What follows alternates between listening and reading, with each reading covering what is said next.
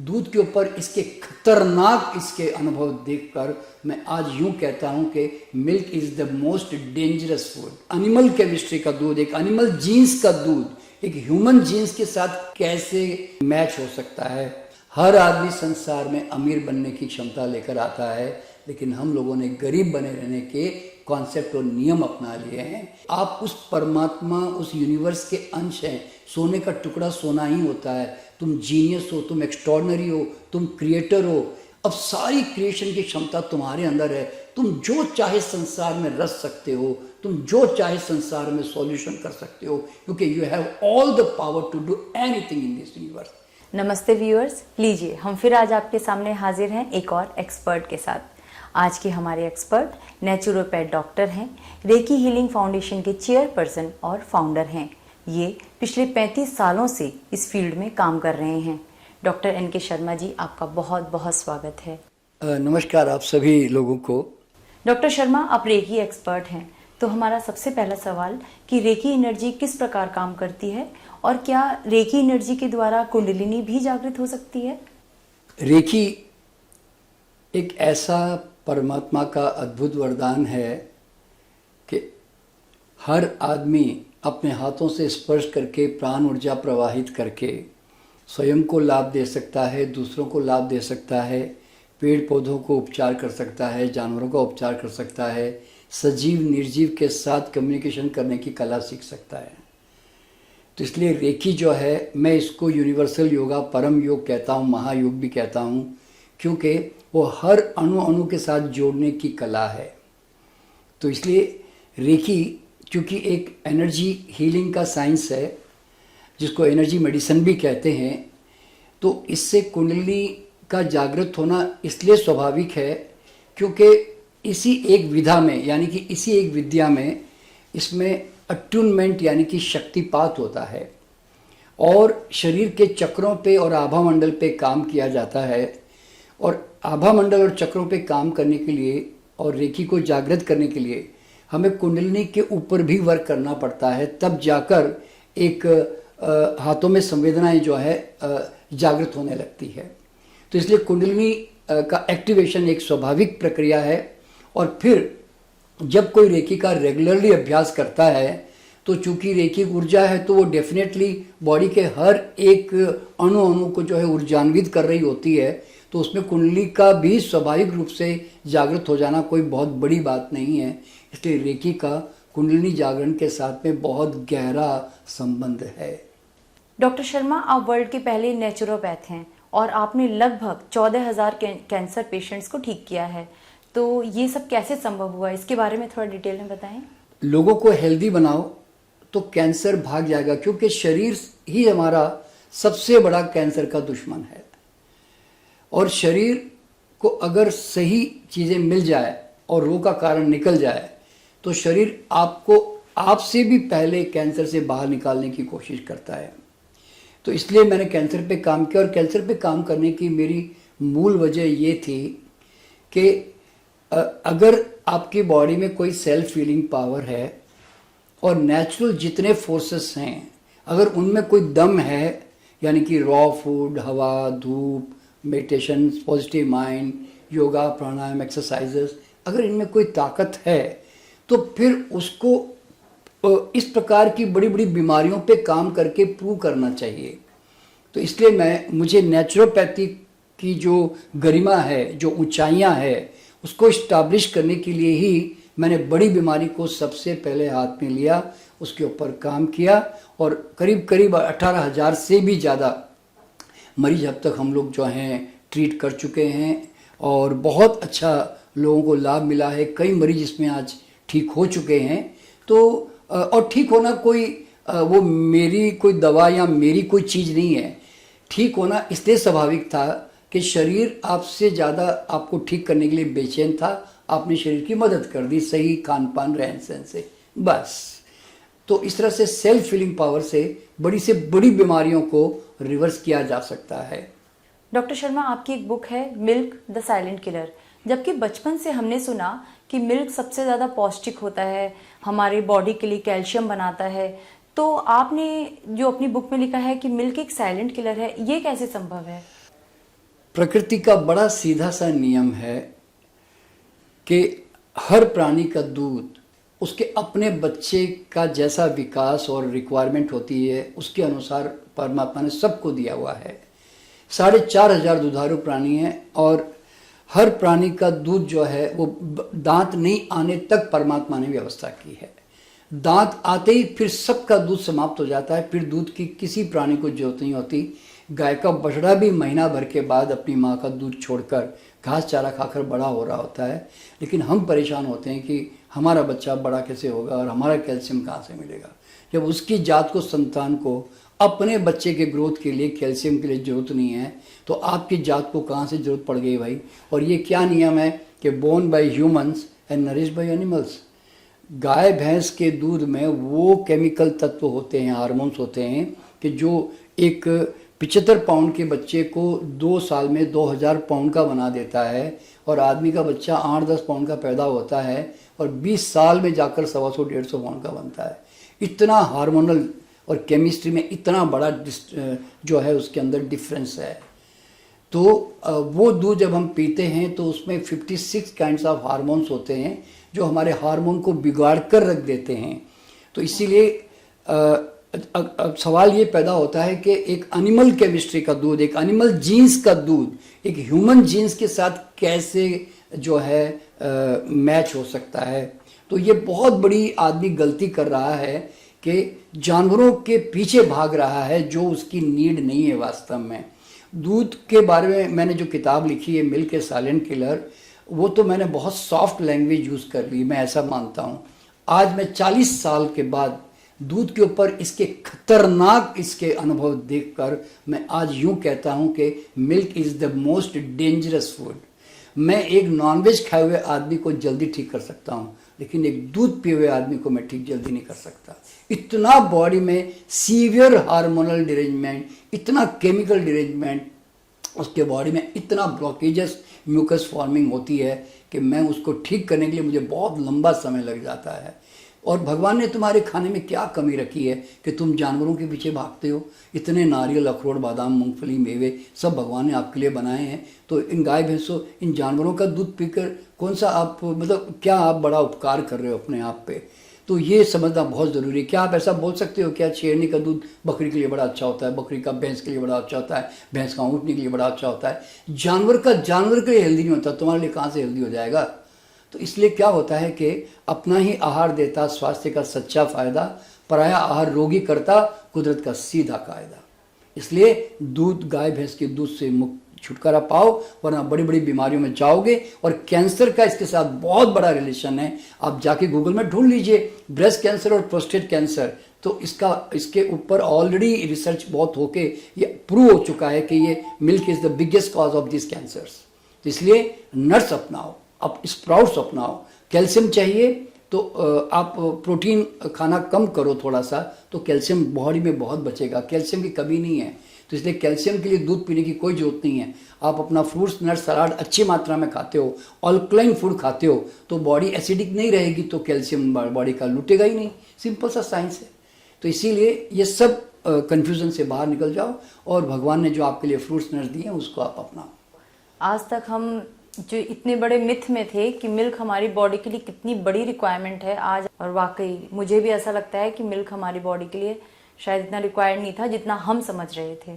Doctor Sharma, आप अपने field के काफ़ी अनुभवी हैं और आपका ऐसा मानना है, या हम सबका भी ऐसा मानना है, कि जो भी होता है अकारण नहीं होता, और इसके पीछे का क्या लॉजिक है, प्लस हमारी जो पास्ट लाइफ है उसका हमारी करंट लाइफ से क्या लेना देना है, इस पर थोड़ा सा दृष्टिकोण डालें। देखिए, आज हम जहाँ पर भी है, जो स्थिति में भी है, वो हमारा अपना कमाया हुआ है। We are just byproduct of our past karma and actions and choices. Every moment you are choosing everything for your self. तो इसलिए पूर्व जन्म जो है, पास्ट लाइफ, ये हर व्यक्ति को एक बार जरूर जाना चाहिए। क्यों? कारण क्या मालूम है? आपकी आंखें उसके बिना खुल ही नहीं सकती। हम जिंदगी भर गीता, गुरु ग्रंथ पढ़ लें, मंदिर चले जाएं, गुरुद्वारे चले जाएं, मस्जिद चले जाएं, आपकी आंखें नहीं खुलेगी। आप रूटीन में खाली हैबिचुअल बनकर इन सब चीज़ों को निभा रहे होते हो। लेकिन एक बार जब आप पूर्व जन्म में जाते हो ना, तो आप वो सच्चाई को देखते हो जो कोई गुरु आपको वो अनुभव करवा नहीं सकता। तो इसलिए जब आप पूर्व जन्म में जाओगे तो पता चलेगा कि मैं किसी जन्म में 80-90-100 साल में मरा, लोगों ने मुझे जलाया गाड़ा, फिर मैंने अगला जन्म और कहीं लिया। तो तुम अपने जन्म ऐसे सोल की जर्नी को देखते हो तो तुम्हें यह समझ में आता है कि यार मेरी तो मौत ही नहीं होती, मैं तो कभी मरता ही नहीं हूँ, मेरी तो पैकिंग बदलती रहती है। जिस दिन तुम्हें समझ में आ गया कि मेरी पैकिंग बदलती रहती है तो फिर तुम मृत्यु से क्यों डरोगे। मृत्यु का डर कितना भी तुम ज्ञान प्राप्त कर लो तो भी डर जाता नहीं है, लेकिन एक बार पास्ट लाइफ में जाने से मृत्यु का डर समाप्त, क्योंकि तुम्हें पता चल जाता है मैं तो मरने वाला नहीं हूँ। और सबसे बड़ी बात समझ में आती है कि ये जितनी जात पात ऊंच नीच समझ के चल रहे हो ना, ये तुम खुद ही कई जन्मों में मुसलमान, कई जन्मों में क्रिश्चियन, कई जन्मों में तुम चाइनीज, अफ्रीकन, फ्रांसीस, अलग अलग जात से निकल के आ रहे हो। तो तुम हो कौन? एक जन्म में तुम गिरजाघर जा रहे थे, अगले जन्म एक जन्म में तुम मस्जिद जा रहे थे, इस जन्म में तुम हिंदू होकर तुम मंदिर में जा रहे हो। तो तुम किस धर्म और किस जात पात के अंदर तुम बंधे हुए हो, उलझे हुए हो। तो ये सारे भ्रम है ना, तुम्हारे पूर्व जन्म के अलावा कोई चीज़ नहीं तोड़ सकती। और सबसे बड़ी बात, तुम्हारे जीवन में जो अच्छी बुरी घटनाएं, अच्छे लोग, बुरे लोग, कम पैसा, ज़्यादा पैसा, जो भी सुख दुख आ रहा है, तुम्हें यह समझ में आएगा कि I am the magnet of everything. हर चीज का मैं इस संसार में चुंबक हूं और ठीक मेरे चुंबक के अनुसार मेरे आसपास वो घटनाएं घट रही है, यानी कि एग्जैक्टली नियम के अनुसार। तो जिस दिन तुम्हें यह समझ में आ जाएगा ना कि I create my own reality, मैं अपना भाग्य का स्वयं निर्माता हूं, मैं हर पल हर चीज का चुनाव करता हूं। तो ध्यान और अध्यात्म का रोल क्या है कि जाग के जियोगे तो चुनाव सही करोगे, नहीं जाग के बेहोशी में जियोगे तो गलत चुनाव कर जाओगे और गलत परिणाम को भुगत जाओगे। इसलिए पूर्व जन्म में जाने से आपका स्वानुभव जो मिलता है ना, मैं इसको आत्मज्ञान का मार्ग कहता हूँ। इसलिए हर आदमी को एक बार पूर्व जन्म में जरूर जाना चाहिए, क्योंकि इस संसार में हर चीज़ कार्य और कारण में बंधी हुई है। इसलिए लॉ के साथ जुड़ो। दुखी होने की भी लॉ है, आनंदित होने की भी लॉ है, बीमार होने की भी लॉ है और स्वस्थ होने की भी नियम है। अब जो नियम चुनाव करना आपकी मर्जी है। डॉक्टर शर्मा, आप टेलीपैथी एक्सपर्ट भी हैं, साथ ही आप बच्चों की आंखों पर पट्टी बांधकर उन्हें लिखने पढ़ने की ट्रेनिंग भी देते हैं। ये कैसे संभव हो पाता है? देखिए, ये एक बहुत बड़ी अद्भुत बात है कि हम बहुत सारी परामानसिक क्षमताओं के साथ संसार में आते हैं और ये सूक्ष्म शक्तियाँ हमारी अनजान रह जाती है, क्योंकि कभी इसके बारे में हमें जानकारी भी नहीं मिलती। हमारा एजुकेशन सिस्टम भी हमें सिखाता नहीं है। और ये सारे जो हमारी शक्तियाँ हैं ये बिल्कुल नेचुरल है, गिफ्टेड है। जैसे पंचेंद्रियाँ हैं वैसे अतीन्द्रियाँ हैं। अतीन्द्रिया means beyond your normal senses. तो उसी तरह हमारे अंदर जहाँ रेकी एक हाथों से स्पर्श करके प्राण ऊर्जा प्रवाहित करने की ताकत है, वहाँ पर ही टेलीपैथी यानी कि वही एनर्जी हम डिस्टेंस में 1 सेकंड में कहीं पर भी ट्रांसफ़र कर सकते हैं। यानी कि टेलीपैथी जो है वो हमारी नेचुरल फैकल्टी है, यानी कि ऐसा नहीं कि आपको उसको साधना करके प्राप्त करना पड़ेगा। आप अभी अपने भाई के बारे में सोचते हैं जो अमेरिका में बैठा हुआ है, तो 1 सेकंड में आपका थॉट आपने सोचा उतनी देर में तो चला भी गया और आपकी एनर्जी वहाँ मौजूद हो गई। तो लिविंग या नॉन लिविंग यानी कि every atom is an energy and every thought is an energy and thought travel faster than the light speed। अब ये क्वांटम फिजिक्स के जो नियम है ये हमें कभी सिखाए नहीं जाते, समझाए नहीं जाते, तो लोग चमत्कार मान लेते हैं। हर आदमी टेलीपैथी करके किसी की भी ऊर्जा क्षेत्र में जाकर उसके दिमाग पे परिवर्तन लाना, पॉजिटिव बनाना, उसको उपचार कर देना, उसकी बीमारी को ठीक कर देना, ये सब हर आदमी कर सकता है और ये नेचुरल गिफ्टेड है, ये जानवरों में भी होती है। तो यानी कि सूक्ष्म स्तर पर हम आपस में सबसे जुड़े हुए हैं, हमारे लिए टाइम स्पेस नहीं है। फिजिकल लेवल पर हम बड़ी दूर है, लेकिन सूक्ष्म स्तर पर हम आपस में सब यूनिवर्सली कनेक्टेड है आपस में। इसीलिए टेलीपैथी 1 सेकंड में संभव हो जाती है, पहली बात। और दूसरी बात, जो बच्चों का जो थर्ड आई का है, देखिए थर्ड आई शंकर भगवान की नहीं होती, वो तो एक खाली सिंबॉलिक रिप्रेजेंटेशन है। हर बच्चे में एक इनर आई होती है। नॉर्मल आई तो एक सीमा तक ही देख पाती है ना, जितनी दूर तक आपकी नज़र जा रही है। लेकिन अंदर की आँख, एक बार आपने आँख पे पट्टी बांध दी तो फिर आप तो दीवार के पीछे क्या, आप पूरे ब्रह्मांड में कहाँ पर भी आप अंदर से आप थॉट पैदा करोगे तो आपको 1 सेकंड में सब दिखने लग जाएगा। बच्चे नॉर्मल कंडीशन में अगर किताब पढ़ते हैं और उनकी स्पीड बड़ी स्लो है किताब पढ़ने की, आँख पे पट्टी बांधते इतना स्पीड से पढ़ते हैं कि वो देखने वाले भी हैरान हो जाता है कि यार ये तो नॉर्मल तो कोई इतना पढ़ता ही नहीं था, और आंख बंद करते फटफट करके किताब पढ़ रहा है। आपके जेब में पैसे कितने रख के देख सकता है, आपकी बीमारियां शरीर में कहाँ कहाँ हैं वो आपको उसको दिखाई देती, क्यों? आंख में पट्टी बंधी है। तो अब उसके लिए दीवार किया, उसके लिए आदमी किया, उसके लिए जगहें किया, स्पेस किया, वो तो किधर भी उसका माइंड जहाँ जाएगा वो तुरंत वहाँ पहुँच जाता है। तो ये जो क्षमता है जिसको हम कहते हैं हमारी पीनियल ग्लैंड, आप रात को सपना देखते हैं तो सपना कितना क्लियरली देखते हैं आप जरा सोचिए। तो फिर देखने वाला कौन है? आपकी आंखें तो बंद थी। तो उस सपने को देखने वाली जो आंख है वो तो आपके पास है ना भाई, इसी को तो तीसरी आंख कहते हैं। तो ये आंख पे पट्टी बांधो तो फिर वो आंख अंदर हो जाता, तो फिर आपको अंदर की आंख सब कुछ देखने लग जाती है जो सूक्ष्म स्तर पर। और आप सपने में आप जानते हो ना कि आप 1 सेकंड में अपने शहर में थे, 1 सेकंड में आपकी थॉट कहीं और चली जाती है, 1 सेकंड में कहीं और ट्रैवल कर जाती है। तो आप जानते हैं कि ऊपर तो टाइम स्पेस है नहीं सूक्ष्म जगत में, तो इसलिए 1 सेकंड में कहीं भी कितनी भी डायमेंशंस में ट्रैवल कर लो, सब गिफ्टेड है। बस जानो, पहचानो, यूज़ करो। यही हमारा काम है कि लोग इन हमारी वैदिक परंपरा और शक्तियों को जो है आसानी से सीखें और जानें।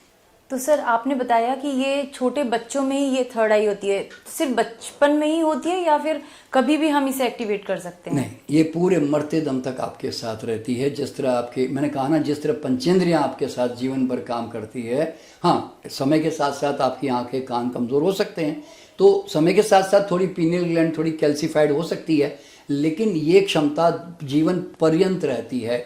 आप जानते हैं नॉस्ट्रेडमस तो बूढ़ा आदमी था ना, तो नॉस्ट्रेडमस बूढ़ा आदमी था तो इतनी दूर तक कैसे सब कुछ देख गया, हजारों साल वो जो है वो देखता चला गया। तो कौन सी आंख से देख के गया? वो नॉर्मल आंखों से तो नहीं देखा ना। इसी तरह एक वेंगा बाबा है, वो भी इसी तरह देखती, उसने भी 3000 साल तक प्रोटेक्शन की है। कैसे? अंदर की आंख थी। वो तो अंधी थी, 12 साल की उम्र में अंधी हो गई थी, तो कहाँ से देख रही थी? अंदर की आंख से। तो इसीलिए इसका ये बड़े छोटे का कोई लेन देन नहीं है। पर हाँ, जब तक 15 साल की उम्र तक थोड़ा ज़्यादा बेहतरीन ढंग से एक्टिव रहती है, फिर धीरे धीरे जैसे से मेंटल इंफॉर्मेशन, स्ट्रेस, ये सब डेवलपमेंट होते हैं तो बाद में थोड़ी स्लो डाउन हो सकती है। साधना करते हैं तो वापस जागृत हो जाती है। साधना मतलब है ध्यान प्रयोग करने से, मेडिटेशन के थ्रू। ओके। इसकी कुछ ब्रेन एक्सरसाइज होती है। एक्चुअली ये एक्टिवेशन एक हमें कुछ घंटों में करनी पड़ती है, यानी कि हम 5, 6, 8 घंटे हम उसको जनरल कुछ ब्रेन एक्सरसाइजेस करवाते हैं, तो वो उसके ऊपर ही वो जाकर एक इम्पैक्ट डालती है। उसके कारण 5-6 घंटे के अंदर हम बच्चों को इतना तैयार कर लेते हैं कि वो फटाफट ये सब काम करने लग जाए। आंखें पट्टी बांधकर कुछ भी कर सकते हैं। ओके। यानी कि जो पहले हम देखते थे कि गुरुकुल में जो आंख पे पट्टी बांधकर वो तीर चला रहे हैं या फिर किधर से वो तीर आ रहा है उसे पकड़ रहे हैं, वो सारी चीजें थ्रू वो पीनल ग्लैंड के ही वो पॉसिबल हो पाती है। बस बिल्कुल बिल्कुल। सर आप रेकी एक्सपर्ट हैं, आपने रेकी में बहुत काम किया वो, और आज भी आप चीज़ें इस पर काम कर रहे हैं। तो मेरे जैसा एक कॉमन बंदा अगर रेकी सीखना चाहे तो उसे क्या क्या प्रोसेस फॉलो करने पड़ते हैं और लगभग कितना इसमें खर्चा आ जाता है? सोनम जी, इसमें कोई खर्चा नहीं है। रेकी हीलिंग फाउंडेशन एक बहुत बड़ा मिशन लेके निकला हुआ है आज करीब 30 साल से कि हर रेकी घर घर रेकी, हर घर रेकी पहुंचनी चाहिए। आपकी ये नेचुरल क्षमता है, आपको जानना चाहिए। तो ये हमारे हर 15 दिन में हमारे ऑनलाइन कोर्सेस होते हैं। पहले तो ऑफलाइन होते थे, अब तो आजकल ऑनलाइन में ज़्यादा लोग जुड़ते हैं, इसलिए ऑनलाइन पे ज़्यादा ध्यान दे रहे हैं। तो कोई भी व्यक्ति हमारे साथ ऑनलाइन में जुड़ सकता है। ये यूट्यूब पे लाइव होता है। हर 15 दिन में ये हमारा फ्री वर्कशॉप होता है जो करीब 5-6 घंटे का होता है। तो अभी तो फ़िलहाल इस तरह से, पहले तो हम 5 घंटा 9 to 2 करते थे, पर आजकल अब सैटरडे 2 घंटा 6 to 8 चलता है और संडे के दिन 10 to 1 चलता है। तो ये 5 घंटों के अंदर हम उनकी रेकी को घर बैठे बैठे उनके घर में हम रेकी को जागृत कर देते हैं एक सर्टन ध्यान की विधियों से। और उसके बाद हर आदमी के हाथ जागृत हो जाते हैं। फिर वो अपने आप को स्पर्श करके, दूसरों को स्पर्श करके, पेड़ पौधों को, जानवरों को, किसी को भी उपचार करने की क्षमता प्राप्त कर लेता है।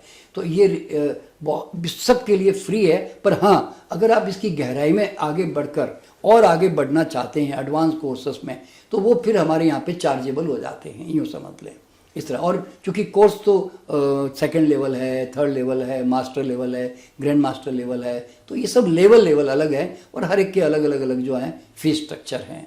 डॉक्टर शर्मा, हमारे व्यूअर्स के लिए आपका कोई संदेश? सबसे बड़ा संदेश यही है कि इस जगत में आए हो तो 3 चीज़ों के लिए प्रयास करो: परम स्वास्थ्य, परम समृद्धि, परम आनंद। भगवान ने आपके शरीर को ऐसा बनाया कि मरते दम तक स्वस्थ रहना चाहता है। बीमार पड़ना बहुत मुश्किल काम है। Disease is a impossible, disease को कमाना पड़ता है। तो इसलिए अपने शरीर को मंदिर की तरह ट्रीट करो, इसको सही आहार व्यवहार दो, जिससे ये फल की तरफ पककर संसार से जाए। हर आदमी संसार में अमीर बनने की क्षमता लेकर आता है, लेकिन हम लोगों ने गरीब बने रहने के कॉन्सेप्ट और नियम अपना लिए हैं। इसलिए हम तो उसके कारण हम एक सामान्य आदमी बड़ी सीमा में ज़िंदगी जी जाता है, और वो जो उसकी पूरी सुगंध है खिलने की, वो खिल नहीं पाता है, और वो भीड़ चाल में जो है उलझ के रह जाता है संसार में। और तीसरी बात, इस दुनिया में आए हो, अगर तुम कौन हो, तुम क्यों आए हो, तुम्हारी जर्नी क्या है, अगर तुम्हें यही पता नहीं और तुम अंधे बनकर जी के जा रहे हो, तो ऐसे जीवन को तुम जो है एक प्रकार से निरर्थक बनाते जा रहे हो। मेरा एक शेर है कि यूं तो जन्म 1000 लिए, एक और जन्म लिया तो क्या, जिस दिन जागा तभी जन्मा में, अंधा बनकर जिया तो क्या। तो इसलिए हमारा प्रयास ये है कि आप लोग ये रिकॉग्निशन करें कि आप उस परमात्मा, उस यूनिवर्स के अंश हैं। सोने का टुकड़ा सोना ही होता है। तुम जीनियस हो, तुम एक्स्ट्रॉर्डनरी हो, तुम क्रिएटर हो। अब सारी क्रिएशन की क्षमता तुम्हारे अंदर है। तुम जो चाहे संसार में रच सकते हो, तुम जो चाहे संसार में सॉल्यूशन कर सकते हो, क्योंकि you have all the power to do anything in this universe. तो बस उस शक्ति को पहचानो और कभी संसार में हेल्पलेस होके मत जियो। और ये जो डर, अंधविश्वास है ना कि कोई ग्रह तुम्हारे जीवन खराब कर रहे हैं या तुम्हें और तुम्हारे भाग्य में लिखा है, ये सब से बाहर निकल जाओ। एक ही बात दिमाग में रखो कि संपूर्ण ब्रह्मांड तुम्हें जिंदा रखने के लिए, तुम्हें खिलने के लिए मदद करता है, तुम्हें मारने के लिए और तुम्हें दबाने के लिए काम नहीं करता। ये तुम्हारी अपनी सोच या अपनी लिमिटेशंस हैं। तो दोस्तों, आप बस अपने पूरी क्षमताओं, पोटेंशियल को रिकॉग्निशन करो और पूरी तरह संसार में आए हो तो खिल के जाओ और जाग के जाओ। अंधा बनकर जियोगे तो कुछ भी नहीं हासिल करोगे। वाह, बहुत बहुत सुंदर। डॉक्टर शर्मा, आप अपनी फील्ड में इतने सालों से काम कर रहे हैं, आपने इतनी सारी फील्ड की इतनी क्लैरिटी से हमें जो आंसर किया और हमारे सारे डाउट्स क्लियर किए, इसके लिए आपका बहुत बहुत धन्यवाद। और मुझे पूरी उम्मीद है, पूरी आशा है कि हमारे जो व्यूअर्स हैं उनके भी बहुत सारे डाउट्स आज आपको सुनकर क्लियर हो गए होंगे। तो फ्रेंड्स, हम फिर जल्द मिलेंगे एक और नए एक्सपर्ट के साथ। तब तक अपना ख्याल रखिए। धन्यवाद।